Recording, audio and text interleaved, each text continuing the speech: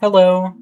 So I accidentally added the core mechanic of Fractal Block World to my game yesterday, and it all started when I was trying to draw a seahorse. So I was working on the fishing system for my game, and currently there's only fish, and so I wanted to add a seahorse. But I am not a good artiste, so I was procrastinating. So instead of just drawing a seahorse, I decided that I was going to add infinite fractal dimensions to the game. You can already go up in scale forever, and so obviously I wanted to go down in scale forever. So this gold block here becomes another larger gold block, which becomes even bigger, to the point where it's almost like an entire planet of gold.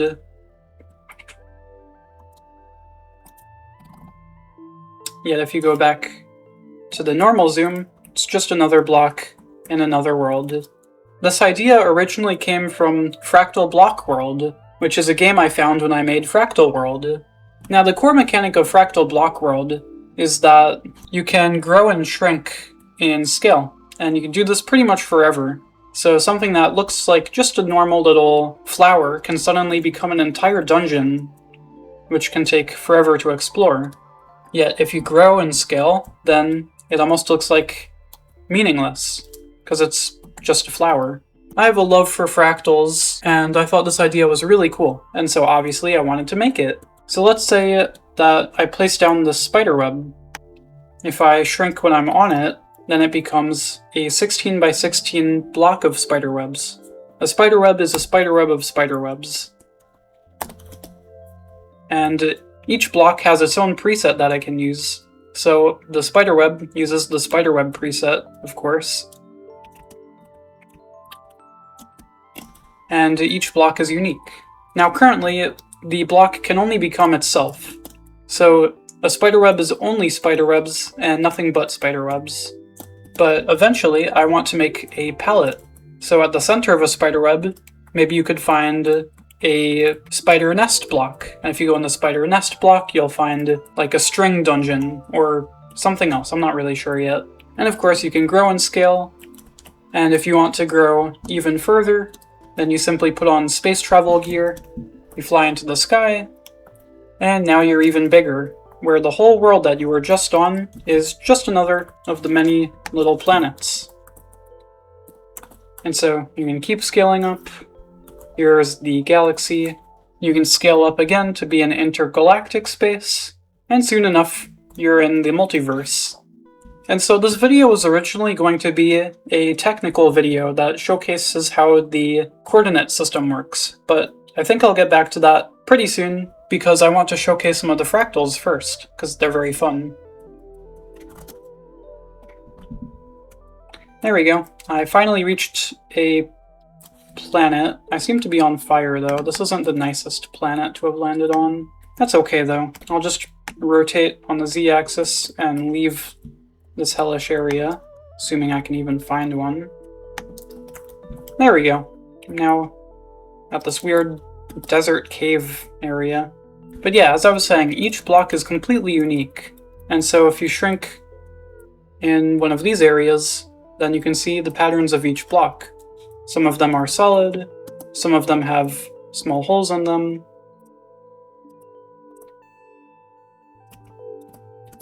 And if I continue shrinking in one of these holes, it could look like I'm on the surface now. Until eventually I reach kind of a purgatory where the game doesn't fully work yet, and I'll explain more of that in the technical part. As you can see, I haven't really gone very far. I just made it to the bottom of this cave. And ooh, there's some amethyst down here. Let's check this out. Even just one layer of shrink makes the world 16 times bigger, which is really big of a difference. The next one is 256 times bigger, and then one more layer, and it's 4,096 times as big. And this just gives the world a whole bunch of more space to explore.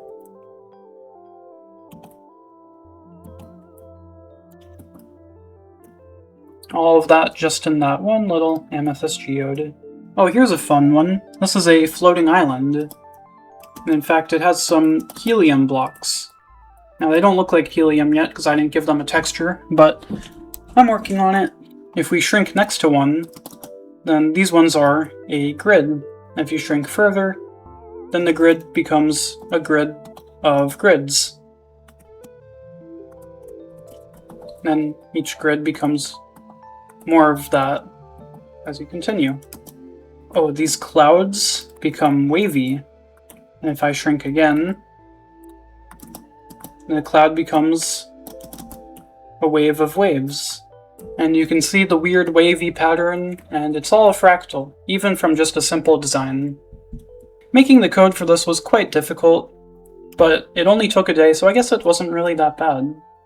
I did have some super weird bugs though, like this repeating chunk pattern, and then a repeating shadow pattern, which was even more confusing, I think. Then I got a chunk error, which looks like the Minecraft Firefly. Can't believe they didn't add that. And then I had this weird abomination, which I don't know how I made. The reason you grow or shrink by 16 times is because a single chunk is 16 by 16, and I didn't really know how to make it work in any other way. Another cool place that has a weird fractal effect is the backworlds. The very first level, if you shrink here, I decided to make this a type of sponge.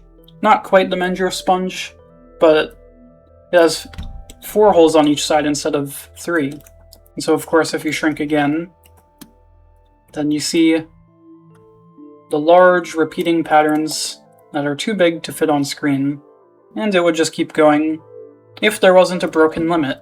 So I think I'm finally going to get to the technical side of this video. How does the coordinate system in Bonk Universe work? So Bonk Universe is a 3D game, and I know, yes, 3D.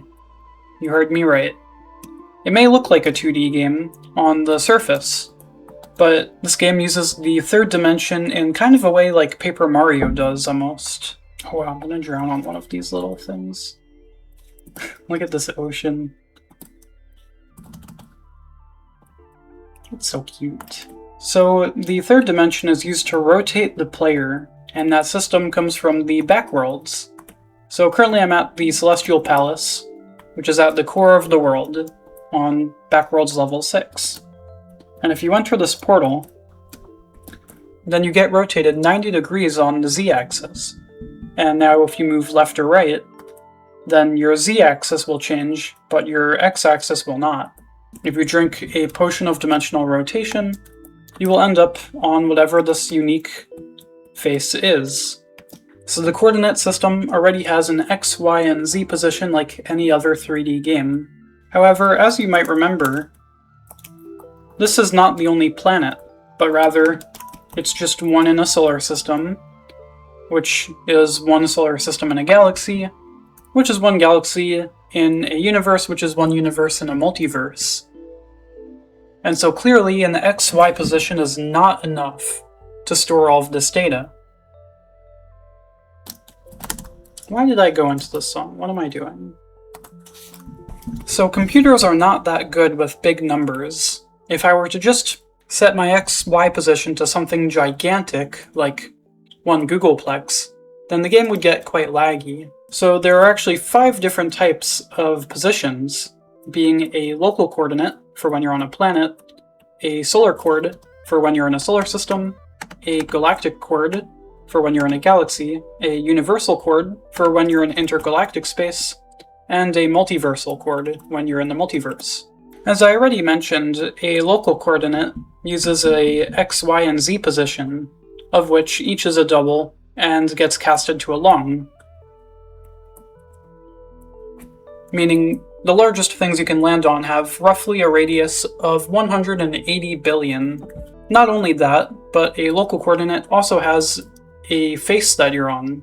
So I'm currently on the west face on this planet, and this lets me travel even larger distances, because if the radius is 1 million, then that's the size of each face of the planet, of which there are 5, being the north face, east face, south, west, and core face. And by the way, I shrunk down to this lapis ore vein, and now it feels like it's going on forever. A solar coordinate has an x and y position, and it stores the central star. So if I were to turn on the quote-unquote chunk borders, you would actually just see that there's only one chunk, and that is the solar system. If you go outside of this chunk border, then you'll end up in galactic space. The galactic chord also has an X and Y position, and it stores the galaxy celestial that you are in. So if you zoom out really far, past all of these 16,000 by 16,000 chunks, then eventually you will see the border. And this border is giant. You will pretty much never be able to leave this without crazy vehicles or some other technology. But it works really nicely because, once again, this one big circle is just one universal chunk, kind of. It works kind of the same way in the universe and multiverse, where a big circle surrounds the whole thing, and that is the chunk, using an X and Y position. So pretty much the same logic applies when you scale downwards. When I scale down, the world itself gets 16 times bigger, and my point of reference kind of changes. Now I don't do this quite yet, but I'm going to switch the world to use the big integer type instead of a long. And this is because a big integer is good with big integers, or big numbers. And this is because as you continue scaling up, just from 4 layers deep, the world is already thousands of times larger. And so I can either use smart point of references, or I can just make it easy on myself and use a really big integer. And this is what a honeycomb looks like, by the way. Very big. Now, going back to that seahorse, I never ended up actually drawing it yet, because I was too fascinated by these fractals. I will get there soon, and there will be a big fishing update, but I wanted to make a technical video. Now, my college starts in just a few days, so I might start posting less and updating less, but I'm still going to try to work on this quite often, especially with the launch of the Kickstarter. If that does well, then I will continue making as much as I can for everyone. So yeah, thanks for watching. Hopefully you enjoyed. Make sure to like and subscribe because that would be very nice. And I will see you guys in the next one. Bye!